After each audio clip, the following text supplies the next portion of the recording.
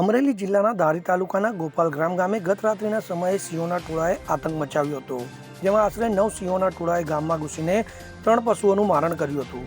આ ઘટના ગોપાલગ્રામના ભક્તિપુરા અને મેન બજાર વિસ્તારમાં બનવા પામી હતી. આ બનાવને પગલે ગ્રામજનોમાં ભયનો માહોલ ફેલાયો હતો. તો ખાસ કરીને રાત્રિના સમયે સિંહોની અવરજવર વધતા લોકોમાં ચિંતા વધી રહી છે. ગામ લોકોએ વન વિભાગ પાસે આવા બનાવ ફરી ન બને તે માટે તાત્કાલિક કાર્યવાહી કરવાની માંગ કરી છે. તો સ્થાનિકો દ્વારા સિંહોના ટોળા અંગેની માહિતી વન વિભાગને આપવામાં આવી છે. વન વિભાગ હાલ સમગ્ર પરિસ્થિતિ પર નજર રાખી રહ્યું છે. મેહુલ ત્રિવેદી સાથે CN24 ન્યૂઝ, અમરેલી. હવે જુઓ દેશ દુનિયાની તમામ ખબરો તમારી આંગળીના ટેરવે.